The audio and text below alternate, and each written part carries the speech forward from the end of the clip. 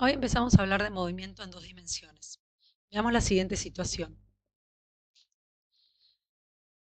Tenemos un tren y un avión yendo con una velocidad horizontal igual, idéntica, y además que no cambia. Entonces podemos asegurar que el tren se está moviendo en movimiento rectilíneo uniforme y el avión también porque no va cambiando su altura.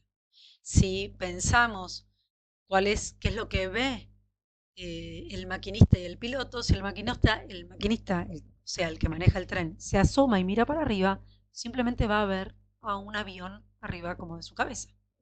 El piloto, a su vez, si mira y saca la cabeza y mira para abajo, simplemente va a ver un tren. Ninguno de los dos, si no tuvieran algún otro punto de referencia, pueden asegurar si se están moviendo o no.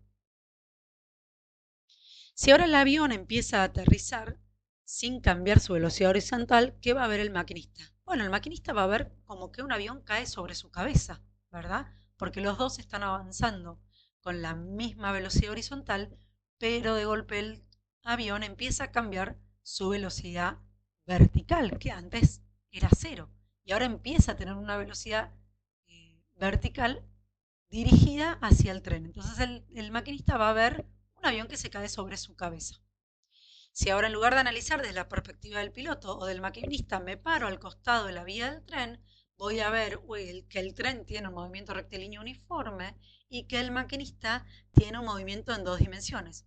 Por un lado se está desplazando hacia la derecha igual que el tren, pero por el otro lado tiene un movimiento también en sentido vertical.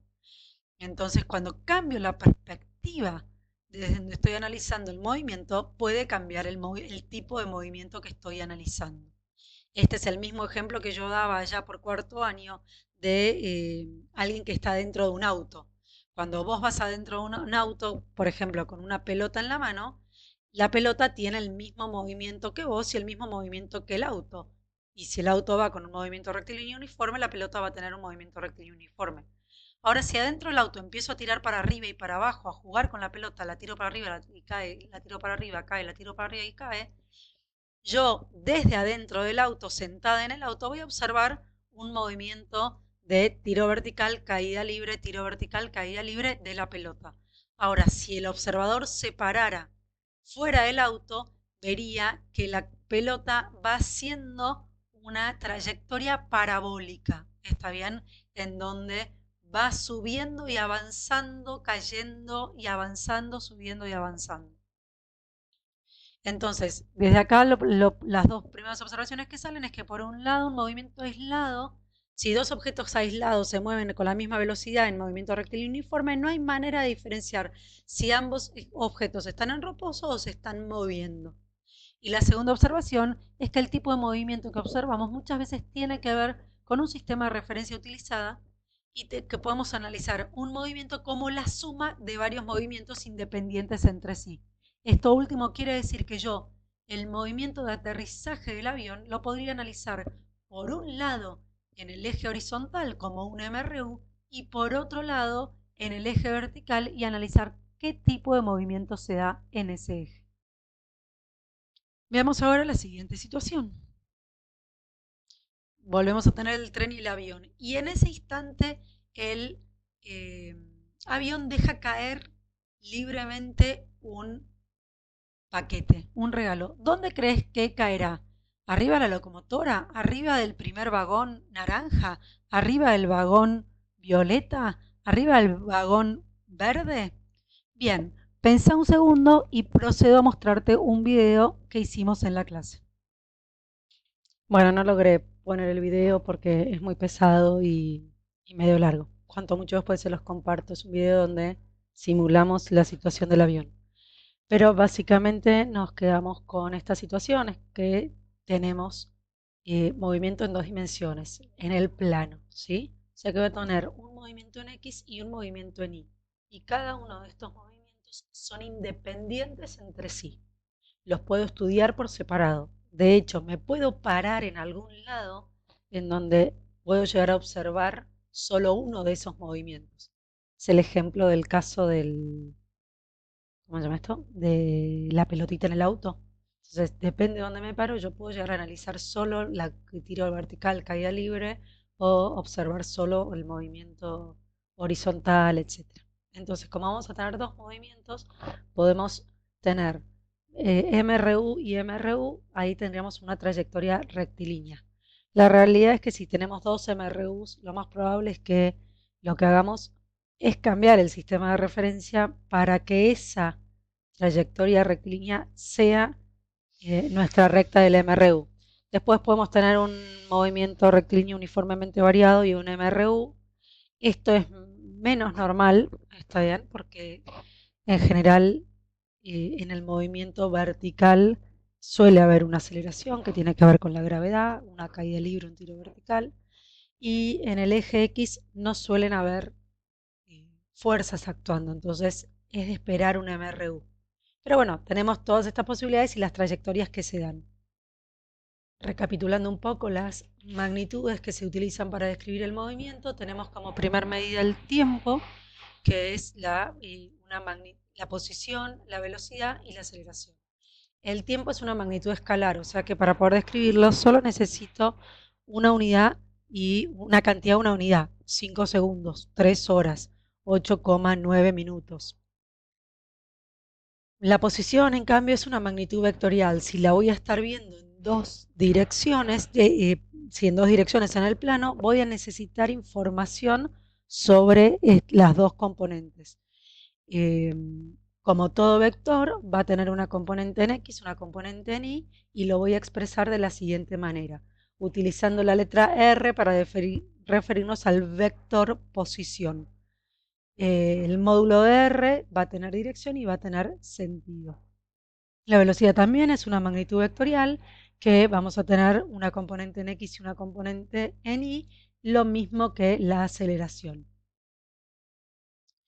En cada uno de los ejes, lo que nosotros vamos a tener que tratar de plantear son las ecuaciones del movimiento. ¿Está bien? O sea, la ecuación horaria y la de la velocidad instantánea.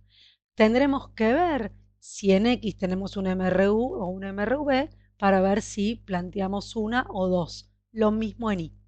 Vamos con un ejemplo, un objeto rueda por una superficie elevada con una velocidad de 20 metros sobre segundos, llega al borde y cae.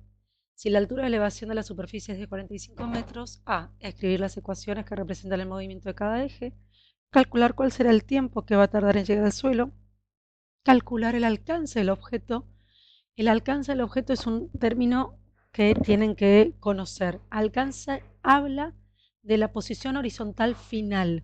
¿Cuál es la distancia recorrida en forma horizontal cuando termina el movimiento? O sea, cuando el objeto llega al suelo.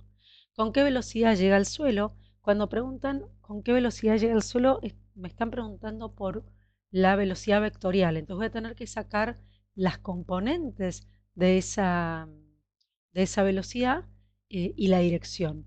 Indicar la posición del objeto a los 2 segundos. Si en A yo puedo escribir las ecuaciones que representan el movimiento, yo puedo aplicar las ecuaciones horarias de posición y encontrar la posición en X a los 2 segundos y en Y a los 2 segundos. En este caso no me importa tanto que se metan con el tema vectorial, sino que digan cuál es la posición en X y cuál es la posición en Y. Analizar en qué instante se encuentra a mitad de camino respecto de la altura que cae. Acá simplemente están planteando una forma más compleja de preguntar cuánto tarda en llegar a 45 dividido 2, 22,5 metros de altura. Entonces me están preguntando por un tiempo. Y como me dan el dato de una posición de altura, bueno, me meteré entonces con la ecuación de posición en Y. Realizar los gráficos de posición en función del tiempo, la posición horizontal, la posición vertical y la velocidad en función del tiempo, también separadas en XY y BY. Si se fijan en Classroom, en este video de tiro horizontal, va a estar la explicación de gran parte de este ejercicio. Después en el 3 está la guía, que si no me equivoco estamos trabajando con los ejercicios hasta el número 8. Sí, hasta el 8. Lo importante para entender si estamos en un tiro horizontal u otro tipo de movimiento en dos dimensiones es ver la velocidad inicial cómo es. Si la velocidad inicial es horizontal, entonces vamos a estar frente a un tiro horizontal. Si no es horizontal, bueno, tendremos que ver y analizar la siguiente situación. Por último, ver cuáles son las fuerzas que están afectando cada uno de los ejes. Si hay fuerzas, si hubiera fuerzas oblicuas, no va a haber, no se preocupen. Bueno, tendremos que analizar cada fuerza, qué es lo que hace respecto al eje, a cada uno de los ejes, ¿sí? Acá la única fuerza que va a estar actuando es la fuerza peso, que va a tirar para abajo, entonces va a hacer que caiga este objeto. Bueno, espero que les sirva. Saludos.